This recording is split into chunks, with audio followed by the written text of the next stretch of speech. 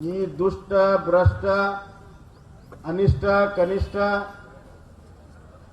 ಈ ಸರ್ಕಾರವನ್ನು ಕಿತ್ತೊಗೆಯವರೆಗೂ ನಮ್ಮ ಹೋರಾಟವನ್ನ ನಿತ್ಯ ನಿರಂತರವಾಗಿ ಒಂದಿಲ್ಲ ಒಂದು ರೂಪದಲ್ಲಿ ಮಾಡೋಣ.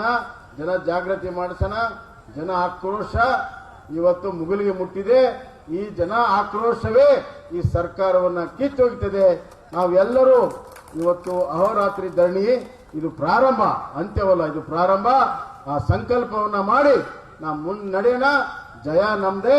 2028ಕ್ಕೆ ಮತ್ತೊಮ್ಮೆ ಜನರಿಂದ ಜನರಿಗೋಸ್ಕರ ಜನಪರವಾಗಿರುವಂತಹ ಭಾರತೀಯ ಜನತಾ ಪಕ್ಷ ಸರ್ಕಾರವನ್ನ ತರೋಣ ಅನ್ನುವಂತಹ ಮಾತನ್ನ ಈ ಸಂದರ್ಭದಾಗ ಹೇಳಿ, ನಮ್ಮ ರಾಜ್ಯಾಧ್ಯಕ್ಷರ ನೇತೃತ್ವದಲ್ಲಿ ಬರುವಂತಹ ಜನ ಆಕ್ರೋಶ ಯಾತ್ರೆಗೆ ಅತಿ ಹೆಚ್ಚು ಸಂಖ್ಯೆಯಲ್ಲಿ ದಾವಣಗೆರೆ ಮುಖಾಂತರ ಬರ್ತದೆ. 20ನೇ ತಾರೀಕು 3 ಗಂಟೆಗೆ 21ಕ್ಕೆ ನಾವೆಲ್ಲರೂ ದೊಡ್ಡ ಸಂಖ್ಯೆಯಲ್ಲಿ ಎಲ್ಲಾ ತಾಲೂಕಿನಿಂದ ನಾವು ಬಂದು ಅತ್ಯಂತ ಯಶಸ್ವಿ ಮಾಡಬೇಕು ಅಂತ ಕರೆಯನ್ನು ಕೊಟ್ಟು ಮತ್ತೊಮ್ಮೆ ಇದು ಹೋರಾಟ ಪ್ರಾರಂಭ.